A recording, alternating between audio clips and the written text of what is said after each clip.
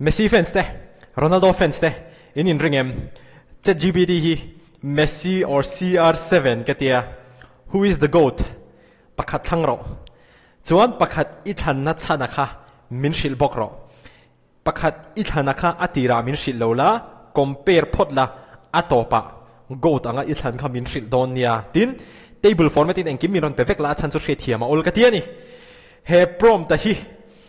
ChatGPT hen kan enter don enge answer ka shebi glow kan she roll don kan react roll thei don kan harvas khop mai amaro chu hei hi chu Messi fan amo CR7 fan a en lautur oh football fan anga he en va top mai tur oh ti chuanin kan click ang send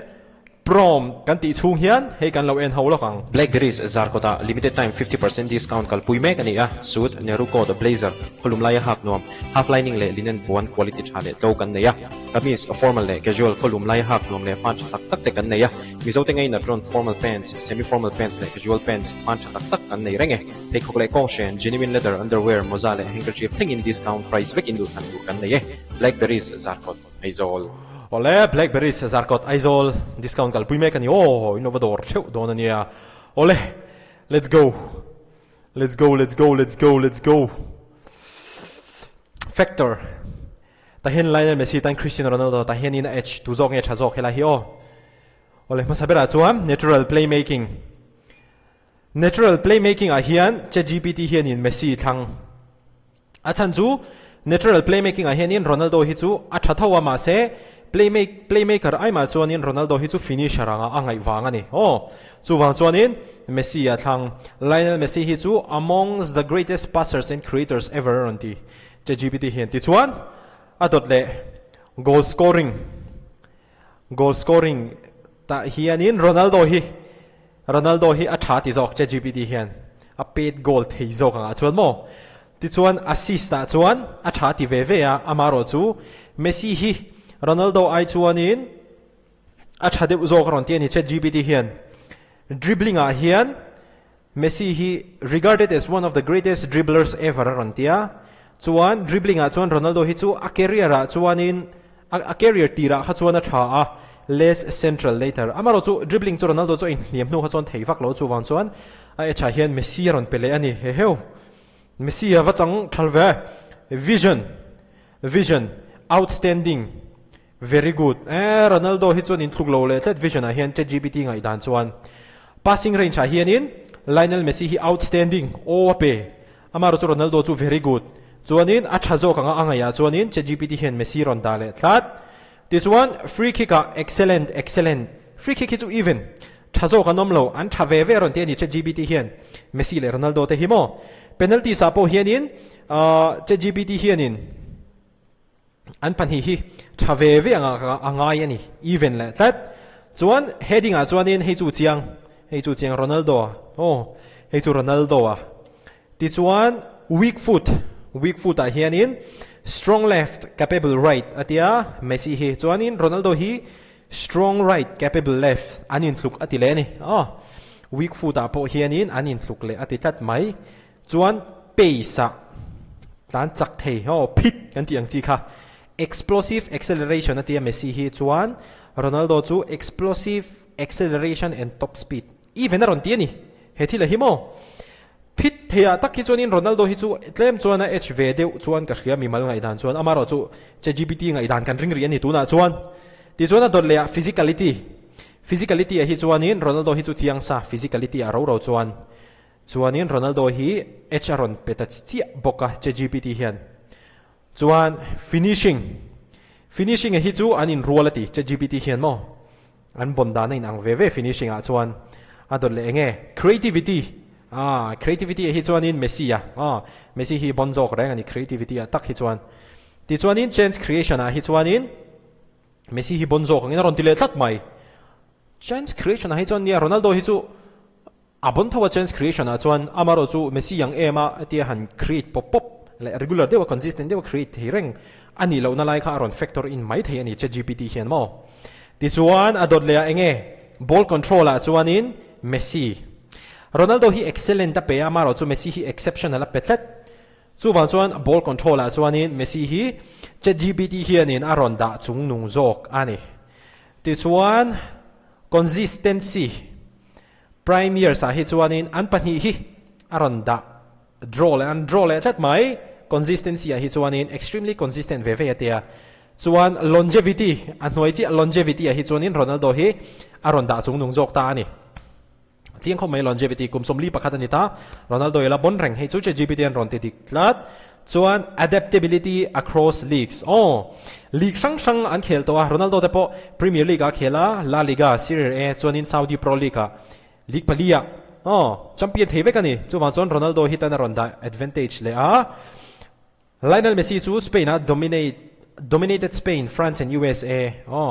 league thum amara chu Ronaldo chu pali katiang kha ania Ronaldo ron da advantage le ti chuan peak performance a hi chuan historically dominant peak ve angin ChatGPT hi chuan in ron nga ya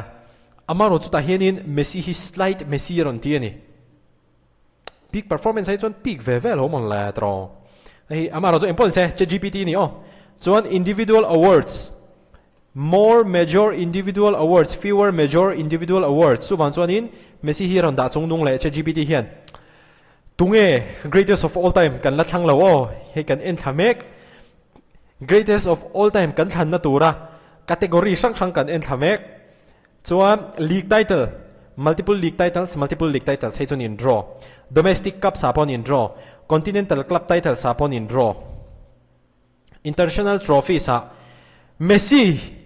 World Cup advantage ron ti tatlat mai ChatGPT me upo hian Messi World Cup advantage ron ti tatlat mai ani World Cup performance a hi chuanin Messi he chu chiang Ronaldo hi World Cup a hianin khel tha thei tlo lowa a teammate te wange chuan big game influence a hi chuanin an in draw le ani a chan chu an clutch du ne me mani Ronaldo le Messi te hi mo chu wan chuanin game an hmong thei dan game poimo tak te an hmong thei dan he chu a in ang ani clutch mentality ain ang ve elite Ronaldo le Lionel Messi an clutch ve leadership style a hi chuanin different styles a chan chu Messi hi chu mo hei ngoi choi dewa tia lead ve mai chi ani amaro chu Ronaldo hi chu hei he is very vocal motivational Ronaldo chu quiet and lead by example Ronaldo chu very vocal and motivational khati ang reng deuh han game a kha chuanin kangai an leadership style a hi chu chuan versatility false nine winger attack midfielder playmaker winger striker central forward Messi versatility a hi chuanin Messi a heron da chung khat mai ChatGPT hian entertainment value hei chu subjective hei chu indu thlan tur ani football IQ exceptional ve amaro chu Messi hi aron da chung dung le tlat influence on team play team pum pu yang hong theina tura ChatGPT hianin Messi hi aron da chung nung le tlat statistical all round game Messi aron da chung nung le tlat goal scoring records Cristiano Ronaldo hei chu chiang career longevity at elite level kan tiang chi kamo hei chu Ronaldo ron da chung nung le oh no hei le overall comparison kan thing chho than don goal scoring a Ronaldo playmaking Messi, assist Messi, dribbling Messi, creativity Messi, vision Messi, passing Messi, heading Ronaldo, physical ability Ronaldo, longevity Ronaldo, adaptability Ronaldo, international career Messi, club career and in draw, peak performance Messi, individual accolades Messi, overall influence on matches Messi, factors used for the decision, goal scoring ability poi mo lutuk heng teng te hi thutluk na siam na atan he AI large language model ChatGPT hianin aron mang ani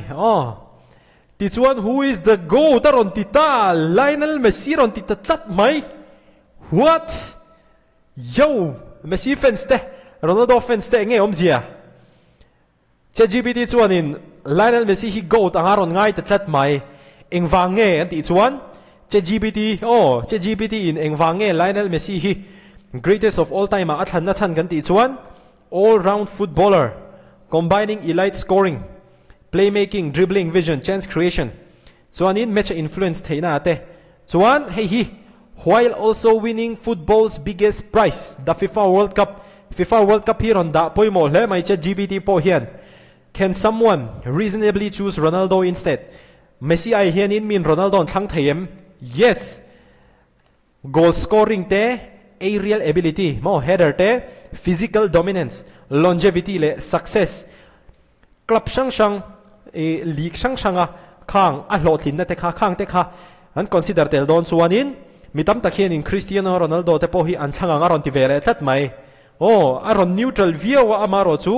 Ronaldo hi kati Lionel Messi hi greatest of all time ChatGPT hi ani naron thang tlat mai ni a final verdict po Teufel Cup mai Lionel Messi le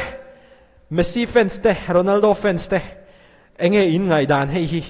ChatGPT na thutluk na asiam hi in trom pui ve em nge ka zo dan hi izo thatok lo hemi hi ka zo dan ania ka zo dan hi izo thiam tok lo izo kim tok lo heng teng te hi titel tok lo heng te titel tur se alom a factor hemi factor in consider ho po hi akim tok lo te in tm nge a thak thakhat thu a tha thakhat fu a fair thakhat fu in ti kami ha comment section amin ro shil thon ani hey ChatGPT chonin Lionel Messi hi greatest of all time a final decision atan aron thang tat mai ani video le kanin mule theu donia